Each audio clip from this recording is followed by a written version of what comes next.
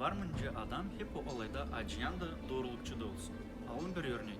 Diyelim ki ben kasaba içinde arabayı çok hızlı haydadım da onuştan beni polisiye durguttu. Her polisiye hizmetçisi doğrulukçuysa da lazım beni kararlasın da protokol yazsın. Ama her o acıyansaydı varınca affetsin da kol versin.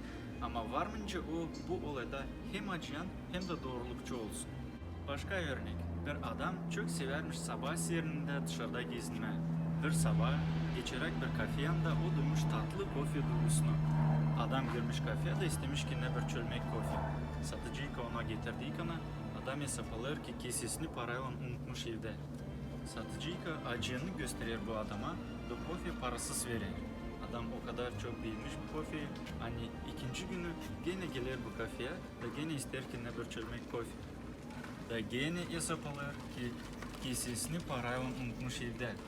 Bu sıra satıcı değil de o kadar yalpak onunla ama hep o kadar acıyını gösteriyor da kofe parasız verir.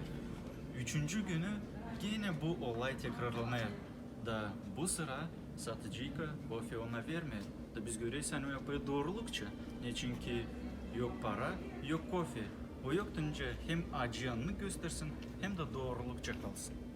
Ama diyelim ki birkaç gün ileri bu kafeye gelir bir başka adam verir satıcıya $200 da söyler.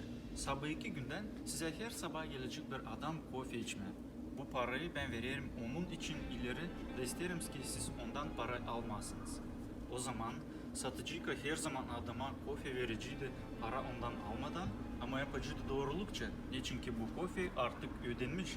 Adamsa bu kofeyi acıyanlıkla kabul ediciydi. Ne çünkü ondan para istedilmiyor. Biz görüyoruz hani hep o olayda satıcı hem acıyanını göstersin hem de doğrulukça yapsın diyeni lazımdı peyda alınsın üçüncü personaj hangisi parayı ödedi. Pahalı seyrediciler, hep öyle var bizim gökteki baba.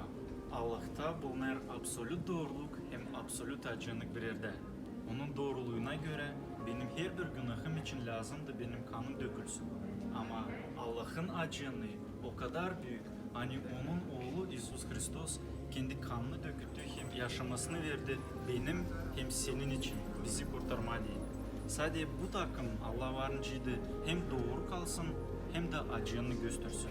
Zira Allah öyle pek sevdi dünyayı ki verdi biricik oğlunu ki herkesi kim ona inanacak kaybetmesin ama diveç yaşasın.